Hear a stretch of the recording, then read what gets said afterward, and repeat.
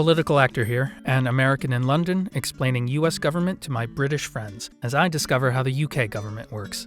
Last time, we left off with a promise to discuss the legislative branch, the part of government where bills are proposed, debated, and voted into law by a body of officials.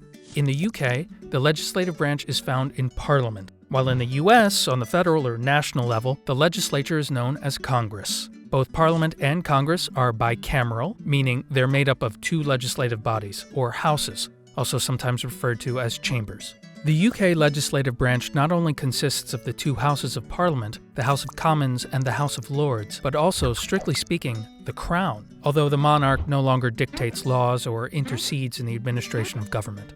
For a bill to become law in the UK, both houses must agree on the final text before it is given royal assent, which is to say, signed off by the monarch and made an Act of Parliament.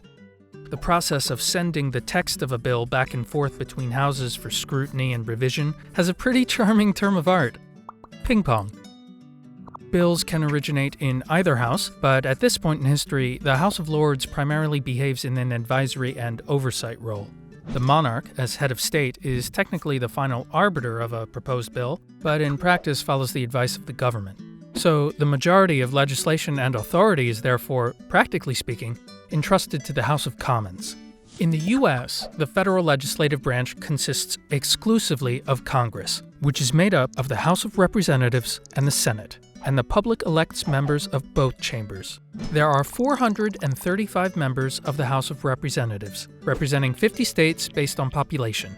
So the more populated the state, the more representatives that state will send to the House of Representatives. But when it comes to the Senate, regardless of the state's size or population, there are always 2 senators per state, which comes to 100 senators in the US Senate.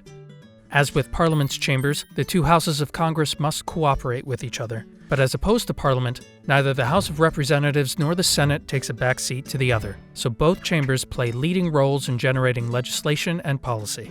In order for a bill to become federal law in the US, it must first be passed by both the House of Representatives and the Senate, with at least simple majorities in each chamber, which is to say 50% plus 1.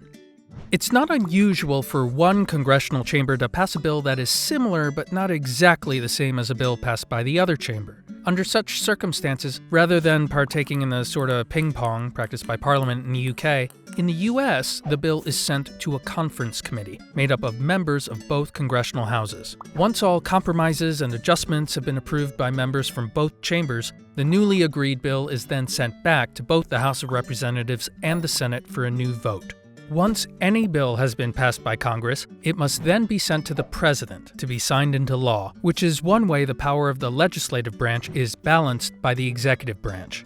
It should be noted that the judicial branch also has a check on Congress, as any law can be challenged on the basis of it being unconstitutional. So, regardless of whether Congress and the President agree, if the members of the Supreme Court deem a piece of legislation incompatible with the established laws and principles of the US, the legislation will be tossed out. But first, congressional legislation requires the scrutiny of the President, much like the formality of the UK Parliament being required to seek royal assent from the monarch. The difference is that, while in the UK the monarch just about always provides royal assent, in the US, the president not only can, but sometimes will refuse to sign a bill into law. This is what's known as a presidential veto.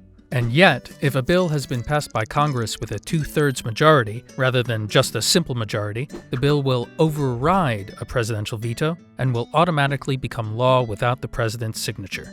When it comes to legislation, there are a few more important and controversial than the budget, as Congress wields the power of the purse, meaning the legislature has ultimate control over the federal budget.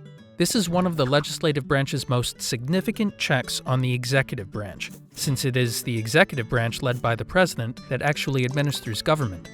So, no matter what a president promises, Congress retains fiscal oversight, enabling or obstructing policy initiatives.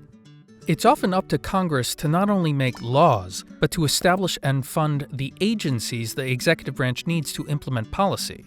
And since the president is not a monarch, without funding, the executive branch is extremely limited in what policies can actually be implemented. So, to sum up, the federal legislature of the United States is the U.S. Congress, which consists of the House of Representatives and the Senate. The people vote for members of both houses. The number of representatives in the House sent by each state is based on population, while there are always 2 senators from each state. Both the House and Senate must agree on any bill by a simple majority before it is sent to the President to be signed into law. The President retains the ability to veto a bill, but if both houses pass the bill by a 2/3 majority, the President's signature is not necessary. The judicial branch has a check on Congress with the ability to deem any piece of legislation unconstitutional, and Congress wields the power of the purse, meaning that the legislative branch controls the funding that the executive branch requires to administer government. I might go into more detail about Congress in future videos, but for now we'll move on to the largest and most complex branch of government, the executive branch, led by the President. See you next time.